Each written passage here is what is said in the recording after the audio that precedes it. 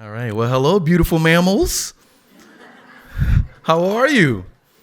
You doing all right? Can we give it up for yourselves? Yeah. I like to turn everyone into Haitians really quick. So when I say sac passe, I want you to say nap boule. All right? When I say sac passe, you say nap boule. All right? Sac passe? Sac passe? Hey, you are honorary Haitians now. Thank you so much. That means hello, and we respond, I'm chilling, I'm relaxing. You know, it's a common greetings within the Haitian culture. My name is Wilkine Brutus. I'm a reporter, producer for WLRN, South Florida's NPR station. I'm also a poet and writer, and I also want to remind people to turn their phones off, if you could. Yeah, put that on silent. Today, we are going to talk about the pros and cons of artificial intelligence in our respective industries. Some of you follow hip hop culture know that there is a rap battle between Pulitzer Prize winning artist Kendrick Lamar and Grammy Award winning artist Drake. And it has been quite the battle, to say the least. And many of you have also know that today I actually interviewed an artist named Wilonius Wilonius Hatcher, who actually created a artificial intelligence song called BBL Drizzy. How many of you have heard that song? Here at the Norton Museum, it's kind of awkward to even talk about hip hop culture in that way. But apparently this song has gone viral, and it was produced by AI. It's an AI generated song whereby the artist Wilonius Hatcher, who is from Delray Beach, wrote his song lyrics, and then he prompted the software to come up with its own 1970s R&B style vocals, and then to create its own snare, its own drums, its own violins, and then the song came out with profound quality. And so it's literally all over the airwaves right now. And then a famous hip hop producer by the name of Metro Boomin remixed that song, and it just took off. Now it's viral. There are young kids all over TikTok who are dancing to it. There are nuns who are dancing to it. There's folks who are creating their own instruments to it. And so it's just a great example of how this new technology is sort of infiltrating its way into culture and pop culture in general. And so some of you may not know what AI is. Can you put your hands in the air if you know what AI is and what it stands for? Okay, great. How many folks have actually used AI? Ooh, okay. So I want to ask someone, what did you use AI for? Yeah. To write.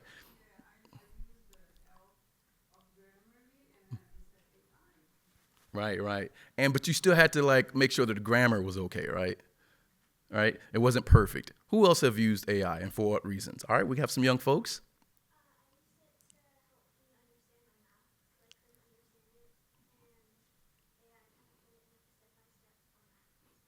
Nice. So writing, math. I want another subject. Anyone else? All right. So you are all of you are tech savvy and you've used it for various reasons.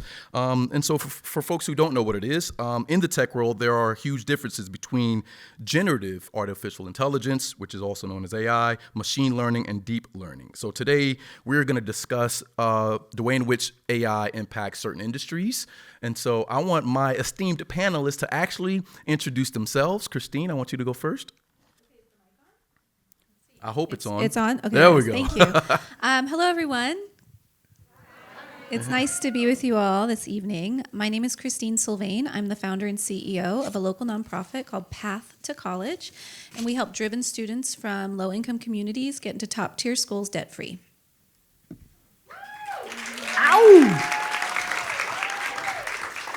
Hello. Hi, everybody. I'm Trina Slade-Burks. I'm the founder and vice president of ATB Fine Art Group. We're a company that produces art, creates art, and we are able to sell artists' work through different programs. We also teach it. This company's been around for 31 years, actually. It started with the year my son was born. We also started a nonprofit called the No More Starving Artists Foundation, which helps artists in Palm Beach County be sustainable professionally and personally. So happy to be here. All right. We had an FAU professor from Florida Atlantic University, my alma mater, who couldn't make it, and so we're going to focus specifically on their careers. And so we just discussed the good with AI. Let's kind of like pull the layers back about the bad, and then we can get right into the discussion.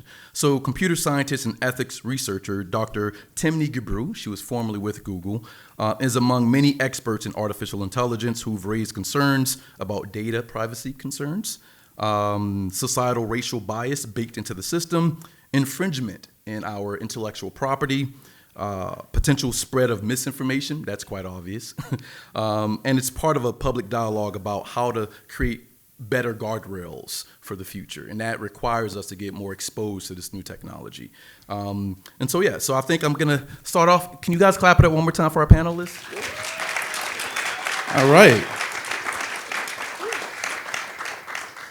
All right, so AI as a tool. First of all, look at these prints that they have on. They are Cheetah for sure. Yeah, we kind of were like, okay, we didn't even meet each other Mind till meld. today. Yeah. So let's start with you, Trina. In the late 1800s, there were many painters who felt the advent of photography would put painting to an end.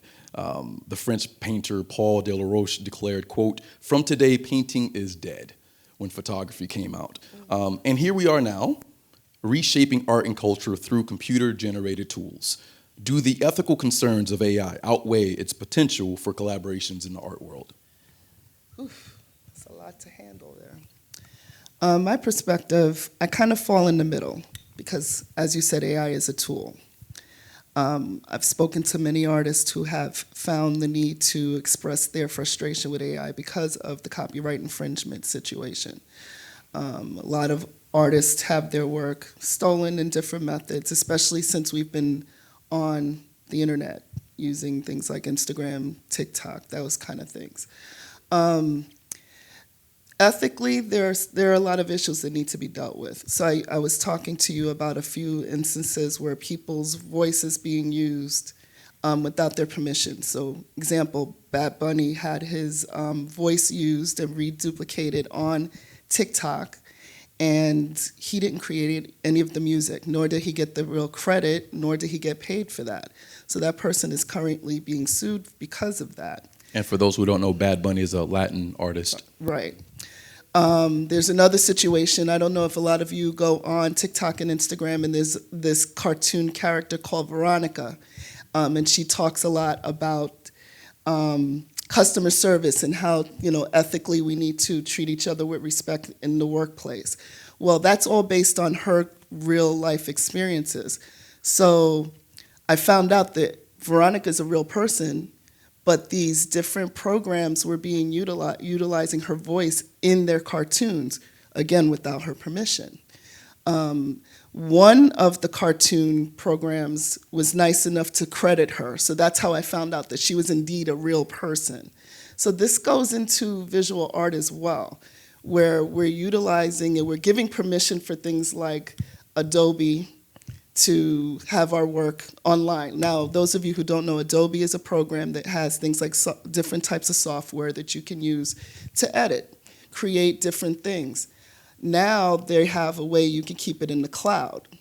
So how many of you, when you sign on to a site, social media, or these programs, you don't feel like reading the information, you just want to say yeah to move on to your job, right? How many of you, like everyone here, I guess, reads well, you need to know what you're giving them permission to use, because what can happen is they can use your stuff however they wish, and you don't have a say in it. So, and I'm guilty of it too. When I joined Facebook 100 years ago, I was just like, I just wanted to get on there to find my friends, right? It wasn't really about putting a photo or a piece of art online. But now, as things are starting to change, there is more of that situation where there's a potential that work can be stolen. And in the beginning, I was like, they don't care about my little old me. But when there's a lot of little old me's that they can put together and create really interesting concepts, and they don't have to really know anything about you or anything about the technical skills of creating the art or or how to sing for that matter, then that becomes a problem. So we, as the consumers of these products, have to start being more in tune with what we're doing, what we're signing up for, where we're putting our technology and our information so we can be more proactive. Absolutely. Great. Please give it up for that very nuanced response. Christine, it was your daughter who revealed that she was using AI for mathematics. There's a few folks who was using AI for good. And so we're seeing AI in the education field, obviously. Students applying for school, it can be quite tedious. But also for institutions who are trying to, I guess, select their students for their programs. How is AI streamlining those respective processes? So I think within schools, what you're going to see is AI being embraced more and more by innovative educators, which means some classrooms will embrace it and some will not. Some teachers will not feel comfortable. For someone like my daughter, I remember the night that she was using ChatGPT to help break down the steps that she needed to do her homework. That's wonderful. Like, what a great use of this tool. Please use your resources. Let's get through this homework and go to bed. But you're also seeing there's a new software called Khanmigo. So if you're in education, you might have heard of Khan Academy. Khan Academy is a great resource that has tutoring. You can link it with your College Board account and study for your SATs better because it individualizes content for you so that you can get your grade up. And that's great. That equalizes access to tutoring resources that are otherwise prohibitively expensive. And now we have Khanmigo, which is going to be an AI tutor and actually be able to talk to you. And they're now about to launch that in Palm Beach County. So for me, it's exciting. It's a tool. And, back to your conversation about the painters bemoaning photography, like we have always had new technology have the fearmongers, right? And I'm just not one of those. I'm somebody who's going to embrace it and is excited about it. So as far as college admissions, which is really my lens of focus, we used it last summer with our students to help narrow down their college search. So we integrated it into our college prep sessions, and we cut down hours of work for students who normally would have to sit on a computer and go through each school's website to find if they had a degree program that worked for them, to research the professors in that program to see if that's somebody they want to learn from, and figure out the cost analysis of whether it makes sense to actually go there, right? And so we had our students just prompt ChatGPT. Hey, tell me about the top engineering programs in the country and scholarships that are for students like me, whatever those indicators are of what you are like. And it saved hours of work. So that's exciting. And another positive that I see is, and can be negative too, is the use of AI in predictive analysis. So in the administrative side of colleges, universities, and schools, there's a lot of tedium that goes into tracking students, making sure that you're following up, making sure every student is getting what they need. And I will always say that it's most important to meet with a student face-to-face if you really want to impact their future and who they are and how they're developing. But when you're dealing with thousands of students, it's very helpful to use a tool that can say, hey, here are the students who have missed this many classes. Here are the students who have been struggling in math for the last 3 semesters. It's time to do an intervention, right? And so that's really exciting. I say all that fun stuff and also want to add that anytime that you're using models that are based on historical data, there is opportunity for trouble, right? Because our historical data reflects the times of our country past. And so we have to sort of grapple with, well, what is the data going to spit out at us? Is it equitable? Is it a framework of knowledge and information that's going to move us forward, or do we really need to break this down and say what it's giving to me actually is not something that I want to repeat? Right. And that's a great way to put it. I think there are so many different moving pieces with AI, especially in terms of how we're going to implement some guardrails. And each respective industry requires a lot of deep thinking to see how they're going to do it and how that looks like. Is it government oversight? Is it regular folks making sure that they read those fine print? But I do want to stick on the sort of human element with it. Imagine we're at the Norton Museum, so you don't have to imagine it. But you can't imagine me being AI. I'm no longer real, guys. I'm an AI figure, but I'm kidding. So we're walking through the Norton Museum of Art, and you see a painting, but it's made from AI. This question is for you, Trina.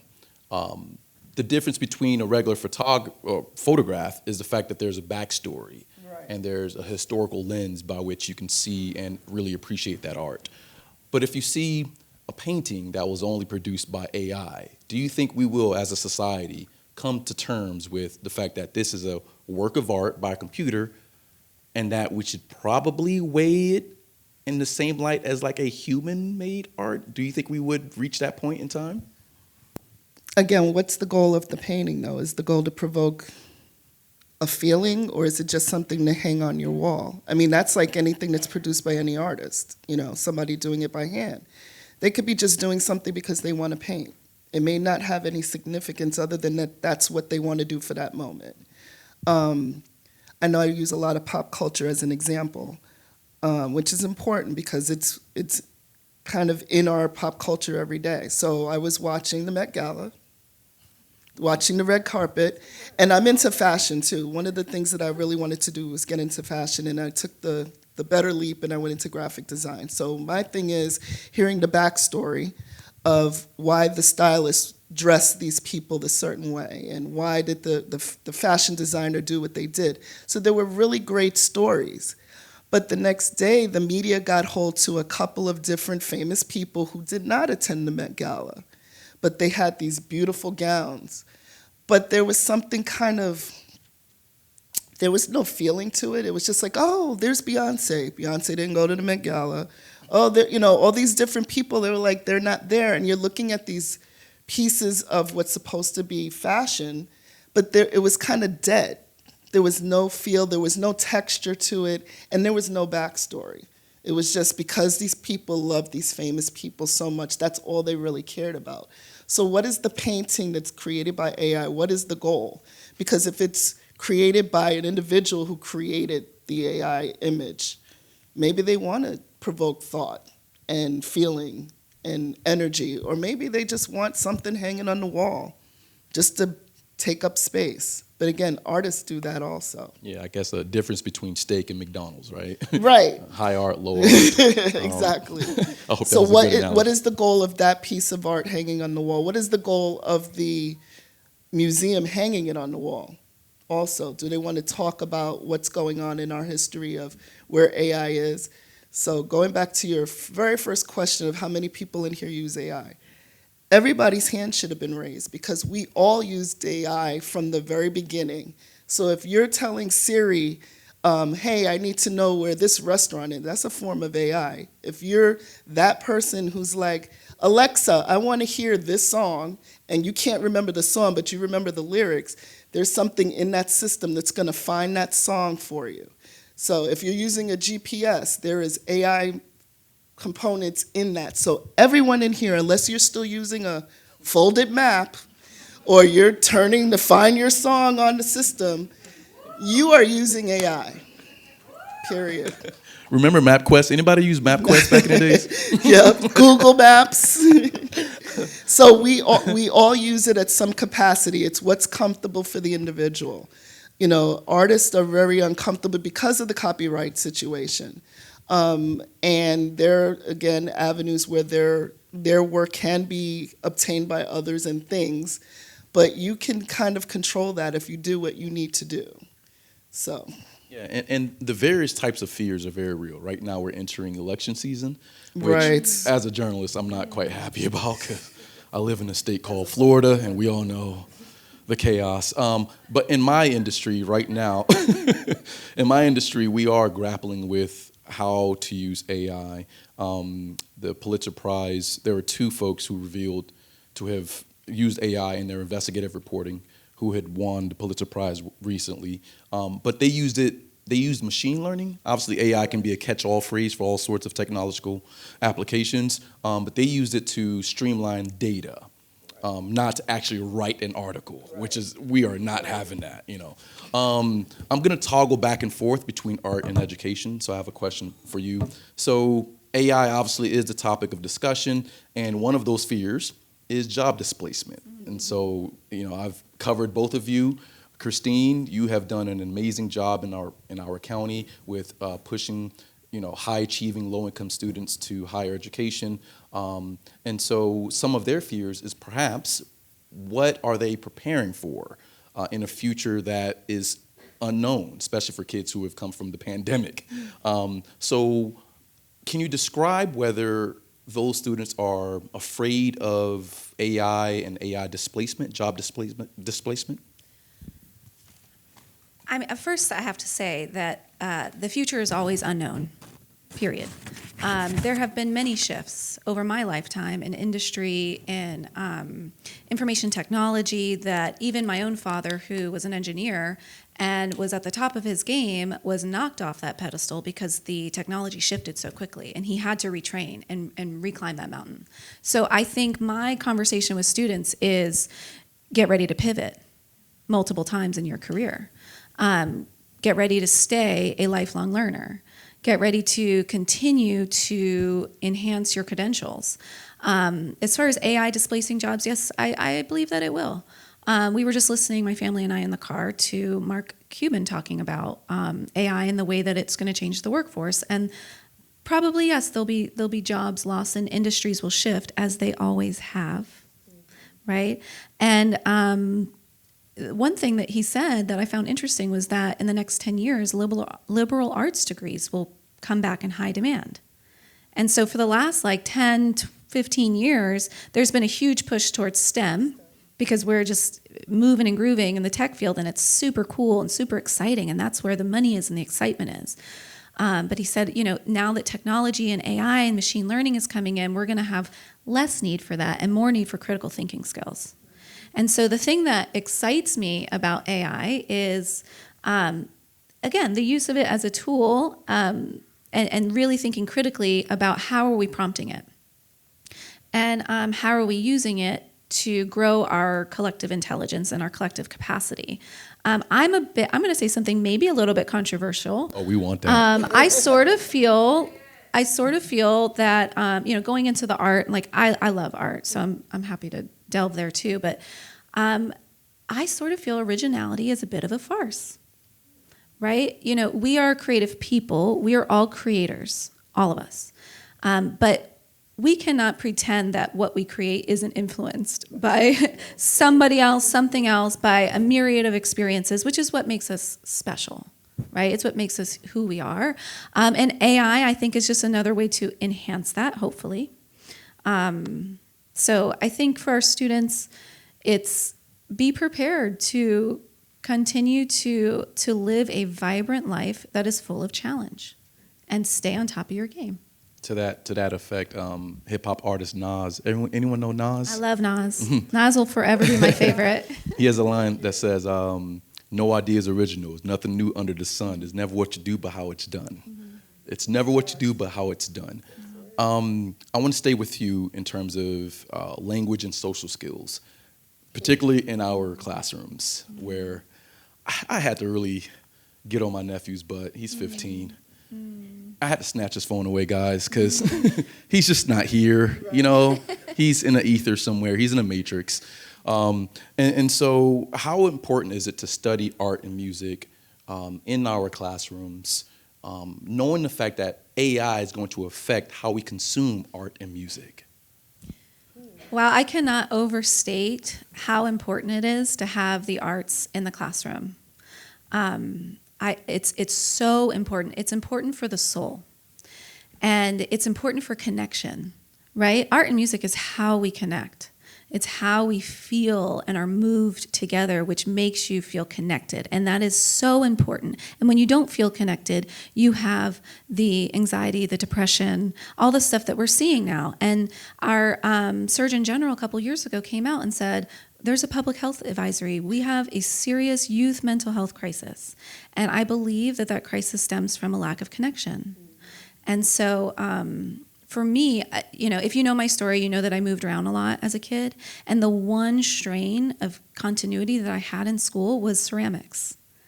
And it has been a lifeline, an absolute lifeline.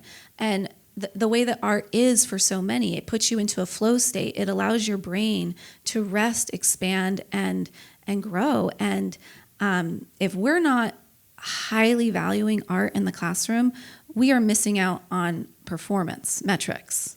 So when you look at, Dreyfus School of the Arts, I'm lucky my daughter is there. It's one of the best schools in Florida, one of the best schools in the nation.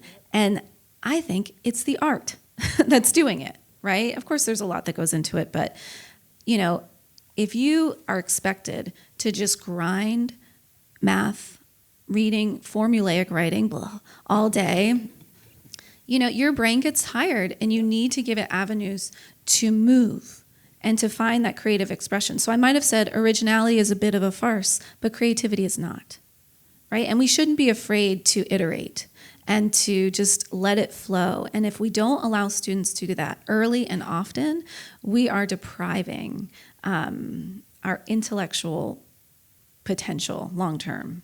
So I think it's absolutely vital. I want to segue that response to you, Trina. When I was in high school, I went to Forest Hill High School, and I was in the engineering academy, but I realized I just wasn't good in math, and so I kept writing in that engineering class. And my English teacher gave me a Toni Morrison book, Beloved, and said, you need to start writing. And that's how I got into journalism. But I was also writing hip-hop lyrics as well. So the technicality behind writing is itself somewhat mathematic as well. What was your upbringing like in terms of arts in the education system? To piggyback what Christine has said, what was it like for you, and the way in which art and education impacted how you got into your career? So I'm originally from New York. I was born in Harlem, raised in the Bronx. Got some New Yorkers in the house. I went to Cardinal Spellman High School, which is a college preparatory school. So the goal is for people to come out of there with higher education in areas like math, science, social studies, that kind of thing. So my goal initially was to be a person in the math area. Loved math. My father wanted me to be a CPA. That was the goal. But what happened was when I went to take my entrance exam, I didn't score very high in the English area, so I took what was called double English. So I was able to take an art class alongside of that instead of language.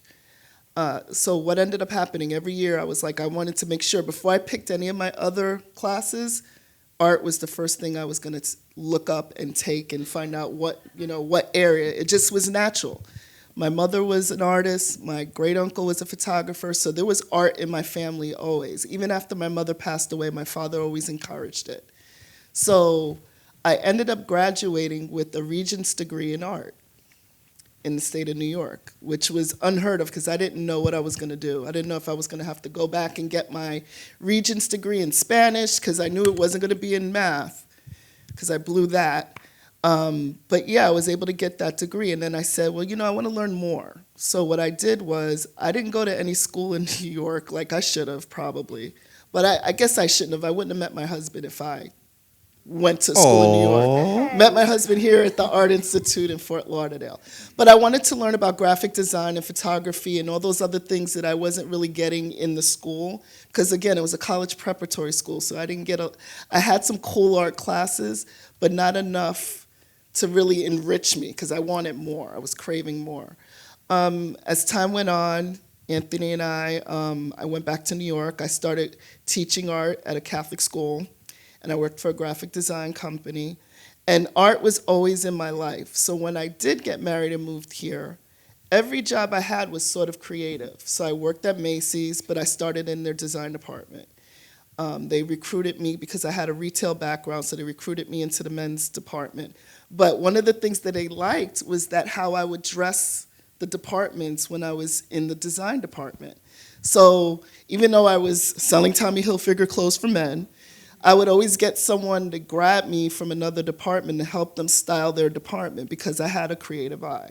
So everything I did, from working at a bow company and then ended up being their lead designer, everything I did had to be connected to the arts. I needed it. And my father was always encouraging. My father was an academic, but he appreciated that I was able to critically think about everything in decision-making that I did because of having that outlet. And like I said, my mom passed away when I was very young, but he just always believed that art was necessary to enrich my growth in life. So I don't know if I answered your question. Yeah, absolutely. Yeah. But that was the start. And then later on, got married to an artist. We started a company, and we were doing graphic design. And then started promoting Anthony's work, and then took a turn where I wanted to start promoting other artists because we found in this county we weren't really being supportive. Hence my journey to what I'm doing now. Will AI help with supporting artists in Palm Beach County? It can, because again, it's a tool. I was talking to some artists at our brass tacks meeting, so we were trying to find out what the usages are. Some use it for reference material. A lot of them use it for their writing. So just because we're great at drawing and painting doesn't necessarily mean we can write an artist statement. So some of them use all these different programs out there. I'm guilty. I mean, I'm a writer, but I don't always have an editor at my access. So I use some of the programs to read my information back to me to make sure it's grammatically correct. Because we're human. We're going to make mistakes.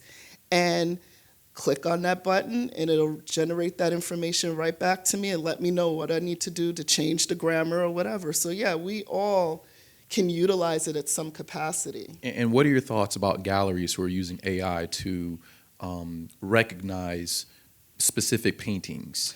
Well, I think that's necessary. It's not just galleries, but museums are starting to use it to make sure that certain paintings and pieces of art are created by the people that they say that they are. So they have machines out there, and they have programs. So I don't know if you know, if somebody's trying to authenticate like a deceased artist, they'll go through all kinds of procedures, whether it's DNA testing or whether it's X-ray stuff. So now they have programs that can actually make sure that that is indeed a Basquiat and not Joe Schmo living on 25th Street that recreated his painting. So now they have technology that can authenticate pieces of art. And maybe had they had a certain museum that I won't name had done that, they wouldn't have had that exhibition of Basquiat fakes in a museum.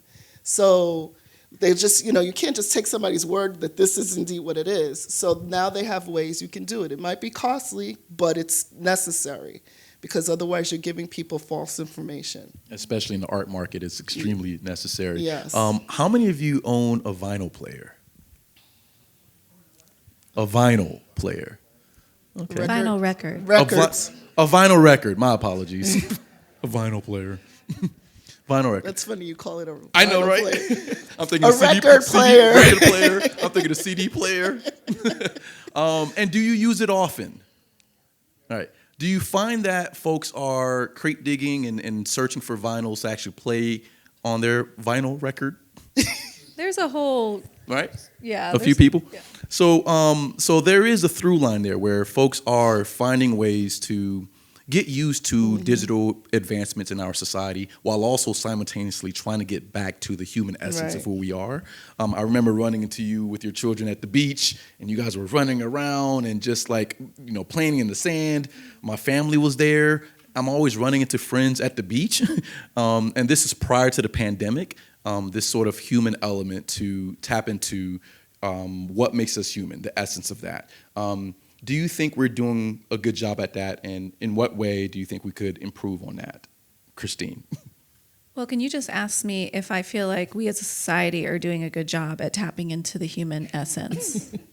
That's a big question. And so let me go back. You talked about your nephew and how you had to take him off social media. So we're talking about AI, but I'm going to bring that in. Like I definitely think that the way that social media is designed, that it gets your brain into a loop and you get stuck, and I get stuck, my kids get stuck, everybody I know gets stuck. Mm-hmm. Like it's all of us. So I don't think that's great. I have found that social media has been really good, right? Because you get to choose what influences you. So I like what I've been exposed to on my phone. I like that I can learn whatever I want at any time. But as far as where we're moving as a society, are we connecting? Are we really valuing who's in front of us? Are we just like going outside and randomly interacting with someone that we didn't plan to or we didn't choose to? That's where I think you learn the most, right? Intergenerational connections and just people who are not like you. And back to your comment about the elections coming up, right? We have Facebook and these algorithmic bubbles so that what you believe is fed back to you over and over and over again.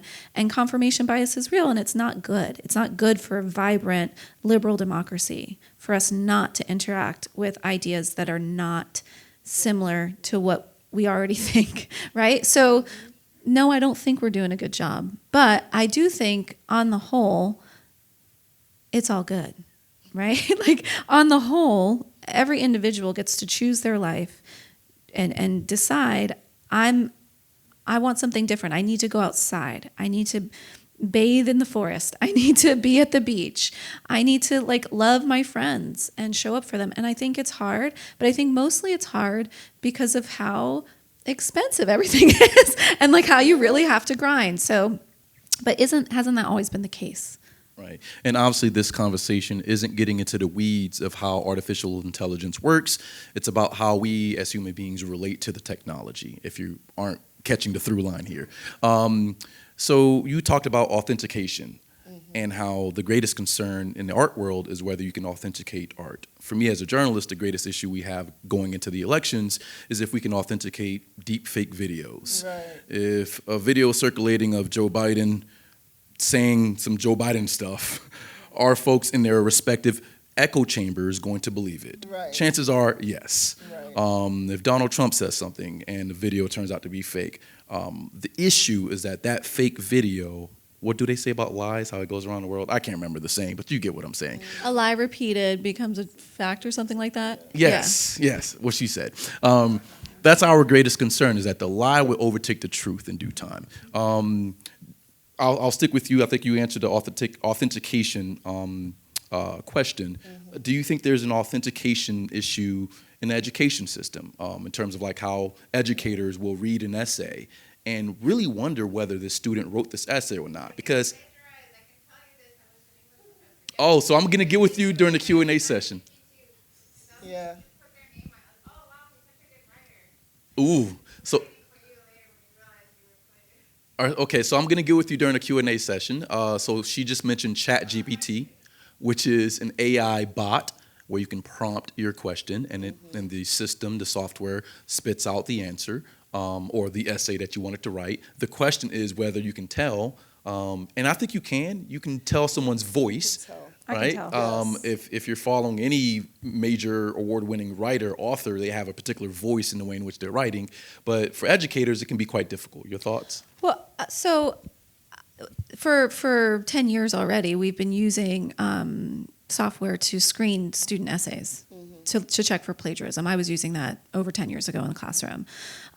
So again, that technology can be good, but I think you are going to have students who try to use it to write their essay, just like they paid their friend to write their essay before, or just like they, copied and pasted paragraphs off of Wikipedia before. It's always going to exist. People are always going to try to get out of doing work and get out of doing thinking. And I think that's sad. I think, that's the problematic side of it, is if you use the tool so that you don't have to think, you're just hurting yourself, right? Like, you're hurting yourself. And how can we explain that to kids at a young age? That's the hard part. It's a hard part. But, there was a university that recently decided to change from typed essays to written essays. And what a great idea, except that a student can just write what they found on ChatGPT, right? So it's one of these things. It's hard to solve. It's hard to solve for. Yeah.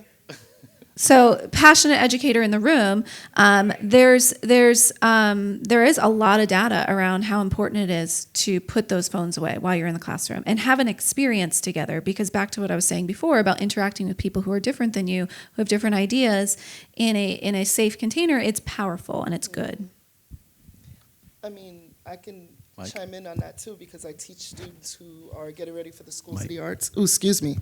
I teach kids who are getting ready for the schools of the arts, and there's some things that I do so they can't use their phones. One of the things that I'm really particular about, especially the boys and girls who are getting ready for Dreyfus, is that they have to draw from real life, not from their phones. They have to. And one of the things that I tell them is you need to put away your phone and just kind of absorb nature, how things form. Because you can tell the difference between someone who is really engaged in what's going on in front of them from real life versus a flat surface from a phone or your screen. And I don't know if a lot of you realize this. When you stare at a screen for a long period of time, they may think it's HD, it may be three-dimensional, they think it is, but actually it's not. You kind of see things very flat. So what I try to teach these students is to start looking at things from a 3D perspective, how things really are. How does that microphone feel? So sometimes we'll do an exercise where they have to close their eyes and feel the item that they're drawing so they can kind of get the perspective of what it is.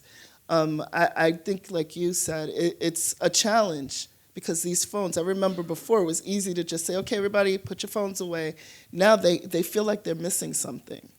Like if they don't see what's going on in the next 15 minutes, they're going to explode. And we as educators have to get back into the state of, okay, you're in our space now, this has to go away. So I agree with the educator up there. We have to start, when it's needed, use it. But when it's not, put it away. We're here now. We're here now. And I think there are some silver linings. I recently did a piece called Third Places, the importance of third places. Anyone know what third places mean? Okay, a few people. So the concept is from social scientists.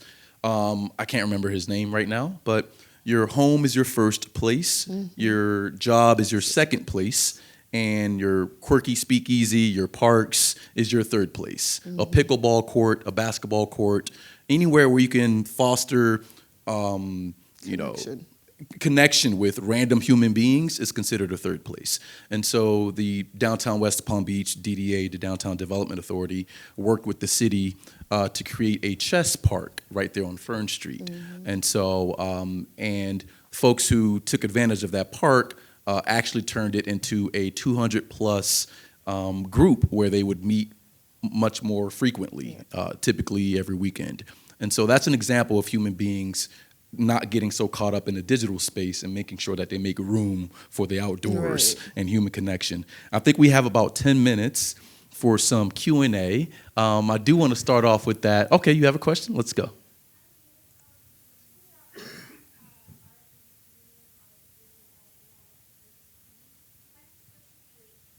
Mm-hmm.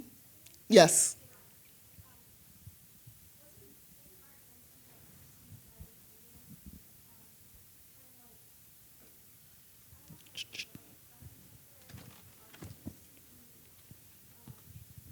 You want to pass the mic?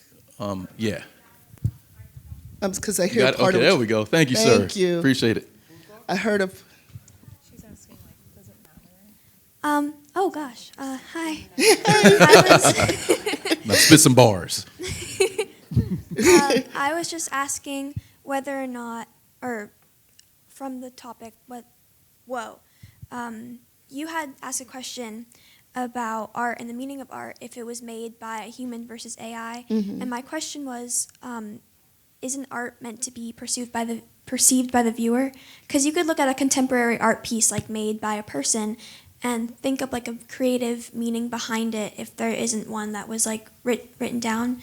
Couldn't you do that with AI as well? So basically, if there's no artist statement next to the artwork, absolutely, that's what art is for. We were talking about this in our event the other day, right? And we were talking about like a lot of times artists don't want to talk about what the piece is supposed to mean to them. They want to get the perception of what the audience is feeling.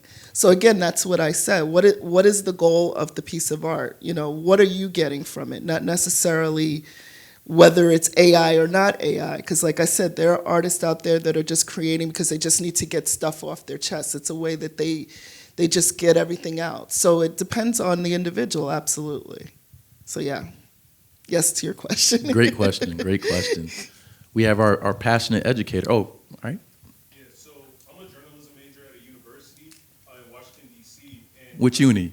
Howard University. Ooh, Howard. Howard. All right. All right. My question is for you. Where do you think AI is going to take journalism within these next couple of years?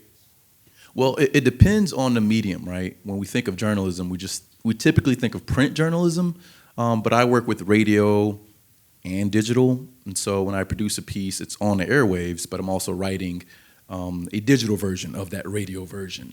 It really depends on how a journalist is going to use AI. If I've done investigative pieces as well, and I need to do a public records request if I'm investigating some mayor, and I need to go through data, I may need AI to help me get through all of the numbers, because I'm not good at math, right? So it might help me with that. But there's all sorts of use cases for AI in journalism. I think the most important thing in our industry is making sure that journalists aren't abusing it. We're still human beings, we're fallible, and just like you have good lawyers, you have bad journalists. You have biases that are baked in all systems that human beings create, right?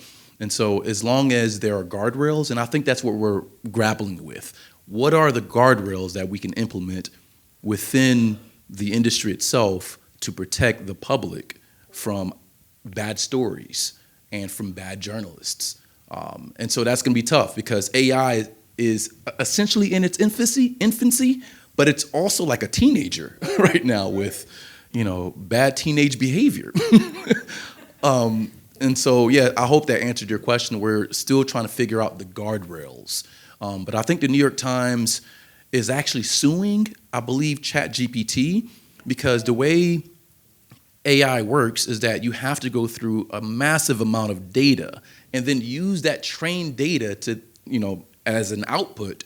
But that data is from works that are already published. Right. So if I wrote an article and someone then uses my article without my permission, I'm going to feel some type of way. I spent 4 hours researching and, driving and sweating and trying to meet up with people. And then all of a sudden you can just doop and take my work. No, we fist fighting at this point, can't have that. No, hopefully that answered the question. Yeah. Oh, we have the woman to the far right. Hi. Hey. I want to go back to the human connection part of the conversation and just a little bit of an example. So I work for a company and our teams use a lot of generative stuff. Can someone turn their phone off? Are they breakdancing in the back? We're in the club. Okay, there we go. So we do use like Midship and Wellsaid and ChatGPT and things like that for generative content. And we have a young person on our team who understands all the rules, like we don't take other people's stuff, we do our own proofing, right? And you think you're good. And then one day I get this email from him. I'm like, this sounds just weird. And so we reached out, and it turns out he used his like co-pilot or whatever just to create an internal email about some stupid shit. Pardon my French. Stuff right now. So we had this conversation with him where he really saw no problem with utilizing a tool to sort of say what he would have taken him longer. It's just faster, it's easier, it's productive. And yet he knows we don't steal images, and he doesn't do that. And he knows we don't plagiarize, he doesn't do that. He doesn't take copyrights. Like he's very thoughtful. So I'm wondering in the school system, when the shift of like the human voice not mattering is taking place, and whether there's anything maybe in education and in arts education about maybe just maybe teaching us to reprise the humanness, because it's not that cheaters are going to cheat. That was Right. the point. He's not cheating in all these other ways. He doesn't seem to think there's a difference between his sending me an email and his using a tool to say what he would have said in an email. Right. And that makes me more nervous because people have been cheating since the dawn. So I'm more concerned, like, does he not maybe know the difference? So let's generalize this from this one young man, who's, by the way, fantastic in many ways. But like, is there a thing here, and can schools do anything about that? I don't know. I think there's like content that's meant to be a display of your intellectualism, right? And then there's content that moves you to a purpose, a task, right? Like your example, I'm unbothered. completely unbothered. I'm like, oh, he saved time. He's being productive. Great. If he worked for me, I'd be like, yay, let's go. We're going to go help more kids now because we didn't write a stupid email that like means nothing, right? But we help students write personal statements. This is a treasured, very important activity for our students. It is as much a cathartic release and almost therapy as it is their best shot to get a full ride scholarship to an amazing university. And so it is a long form process of really searching through your heart, soul, and experiences to create a narrative about who you are and where you want to go. I would be very upset if a student tried to truncate that process because they're losing out for themselves. But if a student used AI and was like, hey, what are some good prompts to help me think about this process? Or I'm writing this, like what other questions would you ask me to like think more deeply about this? I'd be like, great. So to your point, it's complicated. It's complicated, and I don't think we're going to have clear solutions. And, forever, technology has been outpacing policy. From the dawn of technology, we've not been able to catch it. And so it is what it is, right? We live in the gray. We live in the gray. And so I think it comes down, though, to having, again, that personal connection and really questioning, hey, are you sidestepping your growth by using this tool? Like really that mentoring, like I'm a big fan of mentoring. If you know my work at Path to College, it's all about mentoring, those connections, the soundboarding, the open-ended questions. So I think that's where we have to lean into and really think deeply about what questions are we asking each other to spawn reflection.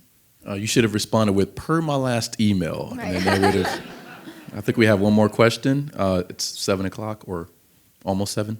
So, hi, Hey. my name is Courtney. I'm actually a health tech founder, and I think it's important to also note that, like, with the large language models, you're prompting it to tell it what to do, and I think especially in school systems, it's important for the kids.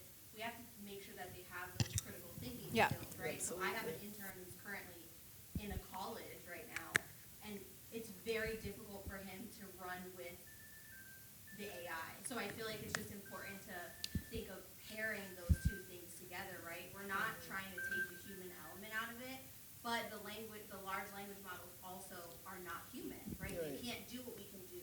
So ways in which that students can use them, ways in which we use them in our business, I use it to tell it, hey, based on this information, what are some key points that might be helpful that I need to know? So think of students who struggle with reading comprehension, absolutely. right? And now it's giving them the examples and they can learn that. It's like a tutor. So I think that's really important to just note.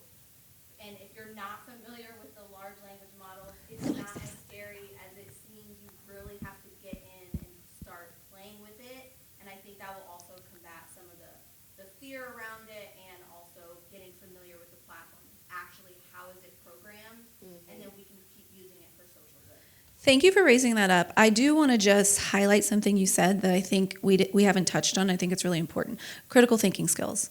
When I talk to businesses, this is like one of their number one things that they say they need, right? Like we are teaching kids all sorts of things, but when they get out into the work world, the critical thinking skill part, like how do you teach that? And I think a couple years ago, Path to College did a panel on AI and education, and what the takeaway was, we have to create programming and curriculum that allows students to experiment, to try things that are different, that's project-based, that's outside of kind of textbook learning, and that involves trying to innovate and maybe even fail. That we have to make it okay to fail while allowing students to try to do big things.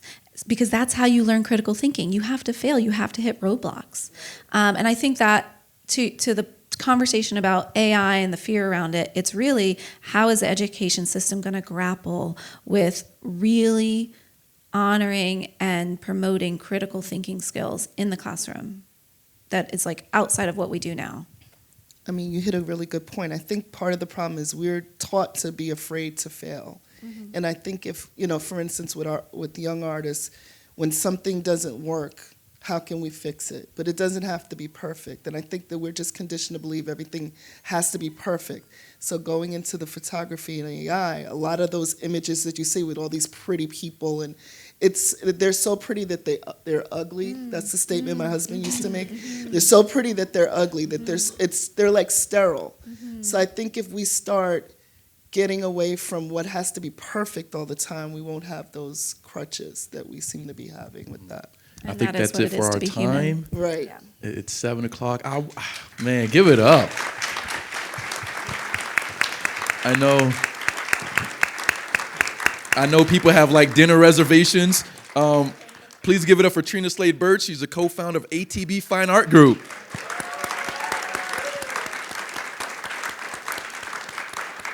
And give it up for Christine Sylvain. She's the founder of Path to College. And I have a quick quiz, a very quick quiz. You ready for it? And it's not about AI. We're keeping it human. Sac passe? Ooh, we got some good students. One more time, sac passe? Thank you so much, you guys. Thank you. Oh, and by the way, we have the art on tap in the garden. We also have, JM in the suites. I'm always saying jam in the suites. JM in the suites are going to jam in the garden, all right? So see you guys out there.